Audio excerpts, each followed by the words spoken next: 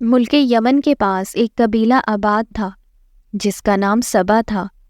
یہاں کے لوگ سورج کی پوجا کرتے تھے اور ان کی حکمران ایک نہایت خوبصورت خوبرو ملکہ سبا بلقیس تھیں۔ ایک دن کا واقعہ ہے کہ حضرت سلیمان علیہ السلام ایک مہم پر تھے۔ انہوں نے دربار لگایا سب سپہ سالاروں سے رپورٹ لینے کے لیے۔ جن و انسان، جانور اور پرندے سب کے سب حاضر ہوئے، مگر ان میں ہدہد غائب تھا۔ آپ نے پوچھا ہدہد کہاں ہے، پر وہ نظر نہ آیا۔ تو حضرت سلیمان علیہ السلام نے فرمایا، ایسے موقع پہ ہدہد کا غائب ہونا بڑا جرم ہے۔ اگر وہ اپنے غیر حاضری کی معقول وجہ پیش نہ کر سکا تو اسے ذبح کر دیا جائے گا۔ ابھی یہ گفتگو ہو رہی تھی کہ ہدہد حاضر ہو گیا۔ تم کہاں تھے؟ پوچھا گیا۔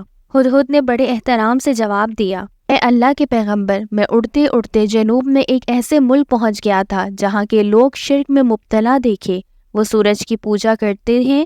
ان کی ملکہ بڑی شان و شوکت والی اور ایک عظیم الشان تخت کی مالکہ ہے، اور وہ بھی سورج کی پوجا کرتی ہے۔ وہ اپنے بہت بڑے تخت پر بیٹھ کے حکومت کرتی ہے۔ اس کے تخت میں قیمتی ہیرے جواہرات اور لال و زمرد جڑے ہیں۔ قوم یمن میں ملکہ سبا کی حکومت تھی، اور جنوب عرب کے کئی علاقے بھی ان کی حکمرانی میں تھے۔ اگر تمہاری بات سچ ہے تو میرا خط اس ملکہ تک پہنچاؤ کہ وہ اور ان کی قوم شرک سے باز آ جائیں اور دین کی راہ اپنائے۔ خط پہنچانے کے بعد وہاں بیٹھ کے سنو کہ کیا رد عمل اختیار کرتے ہیں، اور پھر آ کر مجھے خبر دو۔ حضرت سلیمان علیہ السلام نے ہدہد کو حکم دیا اور خط لکھوایا۔ حضرت سلیمان علیہ السلام نے ملکہ بلقیس کو مخاطب کر کے لکھا، بسم اللہ الرحمن الرحیم۔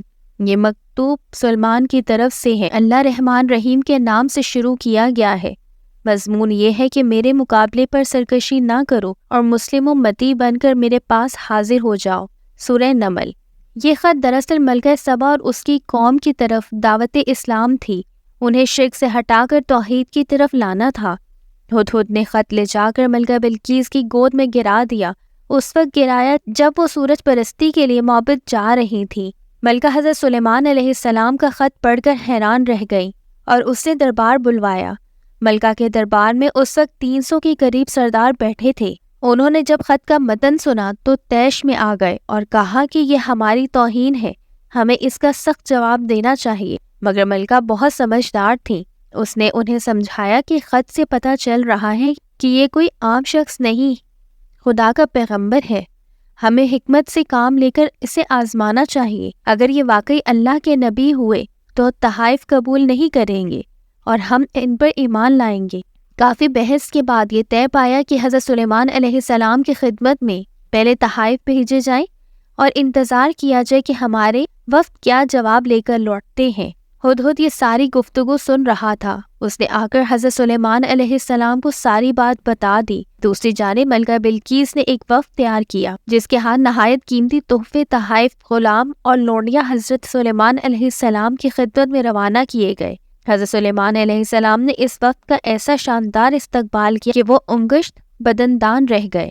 یاد رہے کہ حضرت سلیمان علیہ السلام اس وقت دنیا میں سب سے امیر ترین شخص تھے۔ انہوں نے وفد کو بتایا کہ مجھے خدا نے وہ کچھ دیا ہے جس کا ملکہ بلقیس تصور تک نہیں کر سکتی، اس لیے یہ سب تحائف واپس لے جاؤ اور اپنی ملکہ سے کہہ دو کہ اگر اسلام قبول نہیں ہے تو ہمارے عظیم الشان لشکر کا انتظار کرے جس کا مقابلہ کرنے کی ہمت تمہاری قوم میں نہیں ہے۔ وفد جب واپس چلا گیا تو حضرت سلیمان علیہ السلام نے اپنے وزیروں اور جنات کو بلا کر کہا، تم میں سے کون ہے جو ملکہ بلقیس کا تخت اس کے یہاں پہنچنے سے پہلے لے آئے؟